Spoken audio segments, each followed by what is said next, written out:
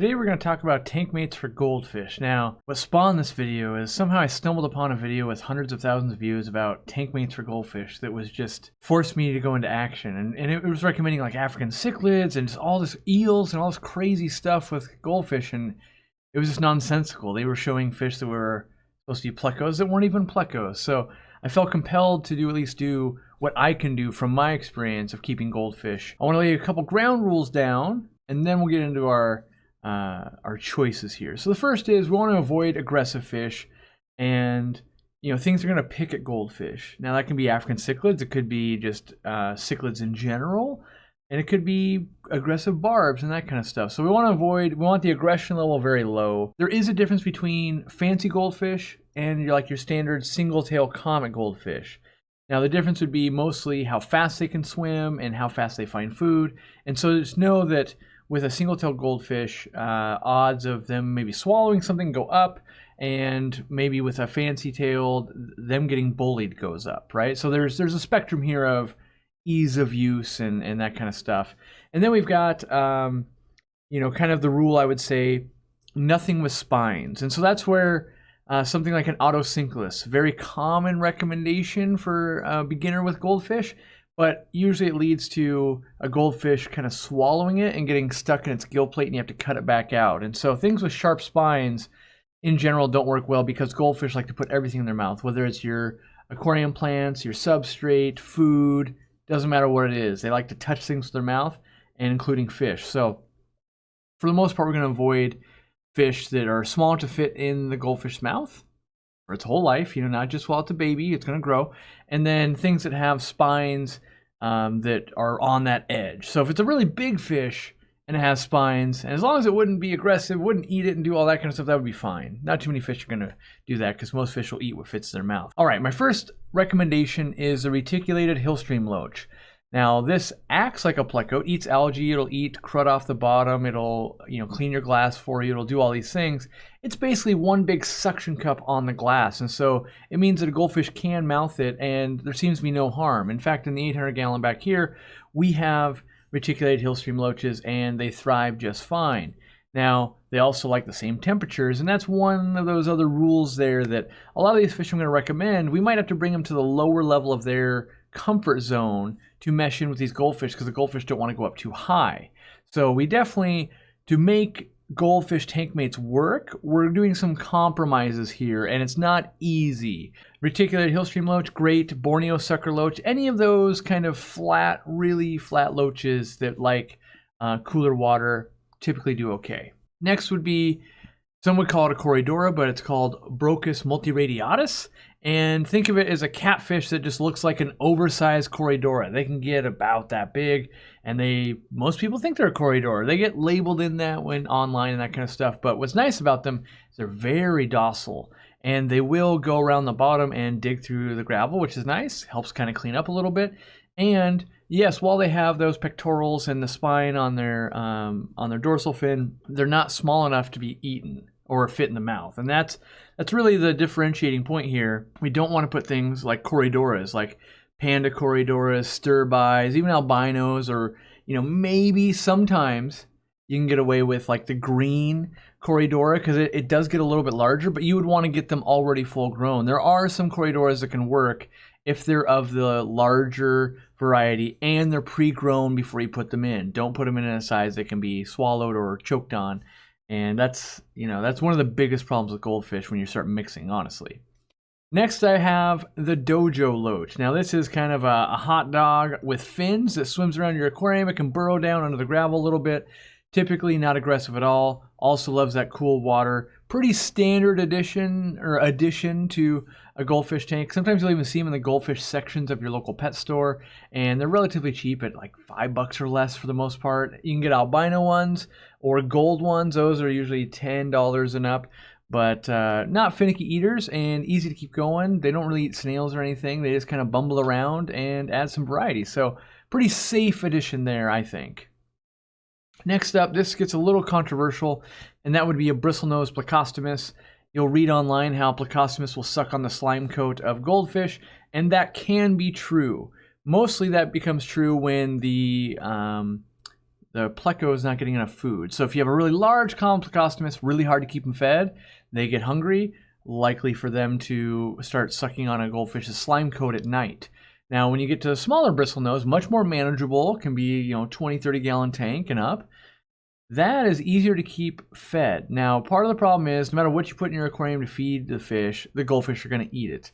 The bristlenose will eat off of wood. They will eat algae. They will digest some of the fish poop, but we should focus on getting them some food, and that might mean algae wafers or bloodworms or brine shrimp, something after the lights are out when the goldfish have gone mostly docile.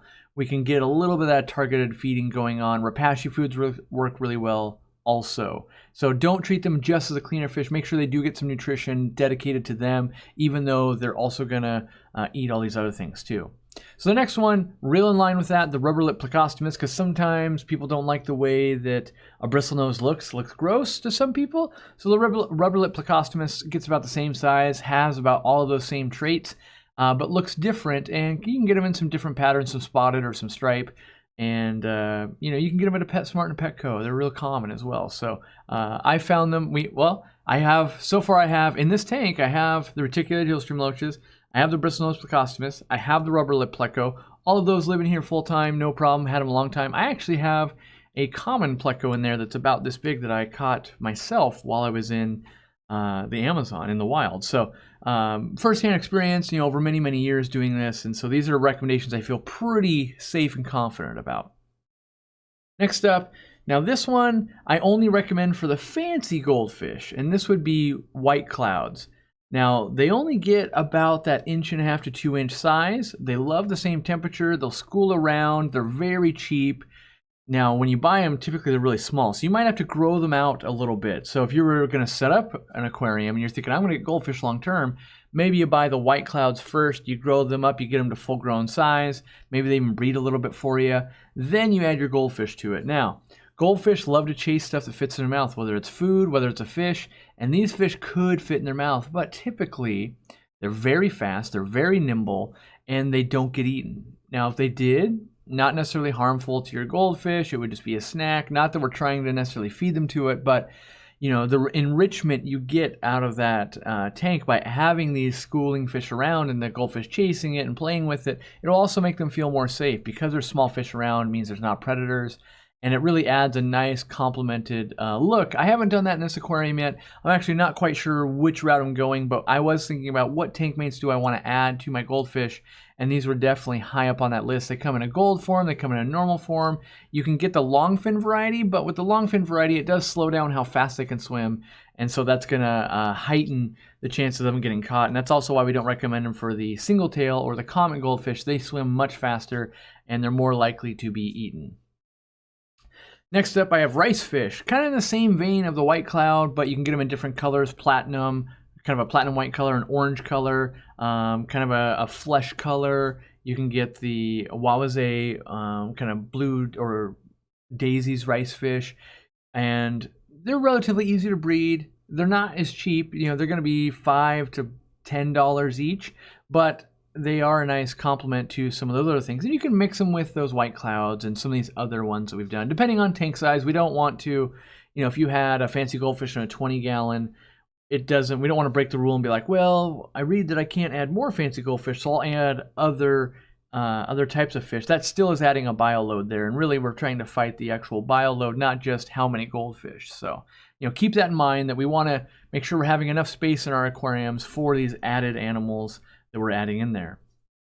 Next up, I have the HOPLO catfish. Again, this is a spined catfish, but it gets about 5 inches or so, and it is kind of like a supersized looking, not Corridora, but Autosynclus. It's got that slender body, and you can get a flagtail HOPLO catfish that'll have black and white stripes. You can get the normal kind of brown one.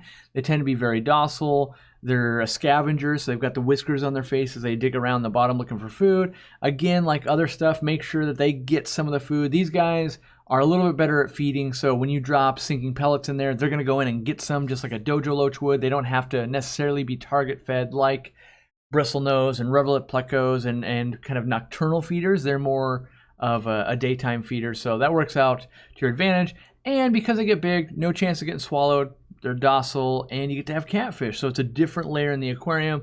And honestly, they're real high up on my, ooh, maybe I should get some of those list. Next up, this one might be a little controversial, but I like this combo, and that is the VARIATUS platy. So specifically, VARIATUS platies are a type of platy, and platy nerds just like their mind exploded, like how dare he say that. But think of it like a specific type of platy that can go cooler water. It's technically different than a platy, but everyone calls them VARIATUS platies, and you would walk into a PetSmart, Petco, see them as that as well. And they're basically a live bearer that can go cooler water. Great, we want to do that with the goldfish anyway, and they're going to give birth to live fish. Now, one of the main things that people don't like about live bears is they have tons of babies. Well, all these babies are also a great food source for your goldfish, and so the goldfish are probably going to eat most of the babies. Not that you might not get one or two that survive, depending on your decor, but you can add a lot of color. The sunset hyphen VARIATUS, ooh, my absolute favorite. You can get them the coral blue VARIATUS. You can get, kind of some orange sunshine ones. Now, obviously, I know that most goldfish are orange and red and white, and so we're looking for some of those other colors, which is not super easy to find in these VARIATUS platies, but the body shape is different. They will eat algae off of plants, especially if you got a nubius and that kind of stuff, and in general, they will pick at stuff and clean up, and they're readily available, and truth be told, I have them in my fish room. I love them anyway, so whether you keep them with your goldfish or not, I highly recommend them. Last but not least would be ROSY barbs. Now, I know at the beginning we kind of said we talked about aggressive fish and named barbs, but there are some barbs that are on the lesser aggression scale. What's nice about these ROSY barbs is that they are cooler water fish. So that doesn't mean cold. It just means that they can go from a cooler water like 65 all the way up to about 80, right? So they've got that range in which most of our tropical fish and goldfish can live in. So they're a wide variety fish. Now, I've got some tips for these. One, get them in a bigger school. The males are going to have all the color, but the males typically are a little bit more aggressive than the females. So you can get these nice, real fired up looking males, and then the females are mostly like this gold color, which is still nice. I like it. But don't buy only just males. They tend to be a little bit more rowdy unless you got a really big aquarium. And then two, my second tip would be get the long fin variety. So we're using this to our advantage. So with the white clouds, we didn't want long fin because they swam slower and they might get swallowed. In this fish, because it's going to get 3 inches plus and it's about that big, no chance of it getting swallowed. The only chance is it being maybe a little bit aggressive and beating the fish to the food and that kind of stuff. So if we put some big, nice, beautiful fins on it, it will slow it down and allow it to compete. And so now we're using that long fin gene to our benefit. So, with a lot of critical thinking here, we can figure out other tank mates we can add to the aquarium, and I'll do another video down the road probably with that. It's not that we can't mix, it's that we need to have a battle plan to do it. So, while that one video recommended African cichlids, I'm not going to say it could never be done, but that's one of the craziest recommendations I could think of. But I do think there's quite a few things we could, toe the line and set up an aquarium in a specific way and get a real dialed in feeding plan and make some of this happen. Now, with all of this, we're relying on you're going to be feeding mostly goldfish food and that the fish can live off of that. If we get a hardcore predator in there that's a carnivore and needs very high protein loads, we would have to worry that the goldfish would also eat that and maybe get bound up. So do keep that in mind of what is the diet, what is the temperature range, what is the pH range, what is the aggression level, what are the odds this fits in one of the fish's mouth, what are the odds that it'll go attack something. If you can kind of go through that list and it comes out the other side of like, oh, it doesn't fall into any of those problems, you probably have found another fish that can live with a goldfish. And while I love goldfish, I love some of that variety too. And, as years go on, maybe you want to add a little buddy. And these are my tips. So good luck. Hopefully you get something. And let me know down in the comments which tank mates you've found. I know people that have done almost everything under the sun and it's worked for them. But these are ones that I haven't personally tested and aren't widespread. So good luck, and we'll see you around.